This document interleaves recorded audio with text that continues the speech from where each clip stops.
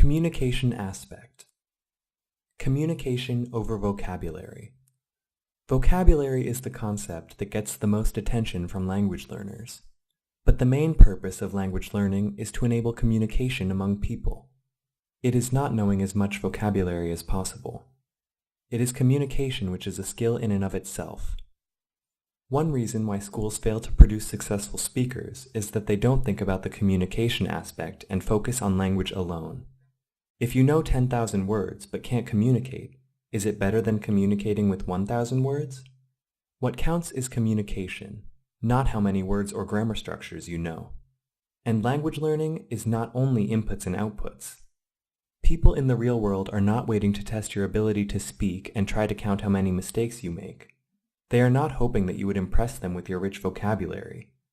The whole point of learning a language is communication.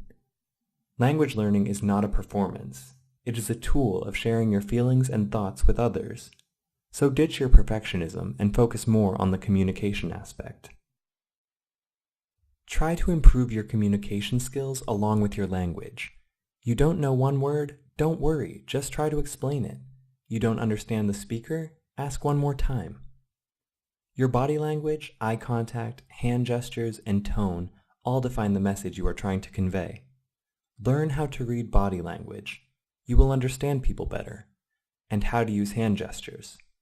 Not only are you going to impress the native speakers, but also you are going to convey your message more effectively. You are going to talk to their heart more. Simplicity. Try to convey your message in as few words as possible. Say what you want clearly and directly. Simple is the best. Remember, less is more. Knowing not so many words can even make you a better communicator. This is a golden rule in communication books, so take advantage of your lack of rich vocabulary. Have an open mind. You are learning a new language. A huge world of potential discovery is waiting for you. You are going to learn so much from listening to people. Learning a new language will open a lot of doors for you. Big opportunities will arise when you can speak the language that wouldn't happen any other way. Activate the power of pause. Remember when you didn't understand the person 100%? If you resist the temptation to ask for clarification too quickly, you'll either discover that the person will expand on what he's already said, or he'll go in a different direction. Either way, he's expanding his response and uses more words that increases the chances of you getting a better view into his head. Pause will also give your brain an extra second to process. Take advantage of not being able to respond too quickly. Read between the lines. Founder of modern management, Peter Drucker, says the most important thing in communication is hearing what isn't said. You can use specific strategies such as considering the purpose and audience, and pay close attention to the tone of voice. Not being a native and trying to understand natives fully is going to improve your ability to understand what is not said so much because there will be many times that you don't understand what is being said. So learning a foreign language also improves your communication skills. And listen to people. Really listen to what they are saying and try to understand them. Don't just wait for your turn to speak. Everybody can teach us something. I think listening is the most underrated communication skill. As humans, we tend to fail at listening. Try to take advantage of language learning and be a better listener. Getting used to talking with strangers. Speaking a foreign language, you will typically meet so many new people, and we are all usually nervous meeting new people for the first time.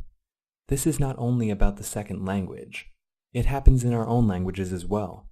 So you need more than the ability to speak the language. Make a habit of talking to strangers and you will get better at it every time you try. In summer of 2014, I did an experiment myself. I talked to at least 3 strangers every day for 30 days in 3 of my languages.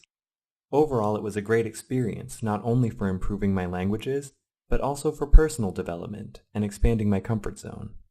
And for those who are concerned about people's reactions, most of them were happy to talk to a stranger. They don't think you are weird or anything. But easier said than done, right? Well, I want to share some tips that helped me in my 30-day challenge. Small chunk it. The first one is, start with smaller daily and weekly goals to catch the momentum and have a habit of meeting strangers. You can try talking to one stranger every day. Aiming to do it every day keeps the momentum. Just one person every day. When you are on the way home or somewhere else, just walk up to a person and start talking. Free yourself from your ego. Make a decision to let go of the need to control, the need to be approved, and the need to judge. Those are the 3 things your ego prevents you from achieving your goals. Don't worry about embarrassment. Most people will admire the courage you have for walking up to a stranger to talk. 3 seconds rule. If you see someone who is speaking your target language, you have only 3 seconds to approach them and start talking. If you don't do it in 3 seconds, you will start overanalyzing the situation, and your brain will produce 100 excuses not to do it. And those excuses will look rational at the moment, but most of the time they are not. Just go talk to them whenever you see them or hear them. Remember the 3 seconds rule and do it in the first 3 seconds. In doubt, just say hi, or ask where they are from, even if you know. It is not important what you say at first or how you say it. I like smiling and saying it in a friendly, playful tone. What you say at first only serves as an opener. It can be anything from saying hi to a specific observation about the environment. But you are probably wondering if people would patiently listen to you try to speak. Most people will be more than happy to help you just because you want to learn their language. If they speak in English instead of their native language, just ask them for practice. Asking goes a long way for these kinds of situations because they probably want to practice English too.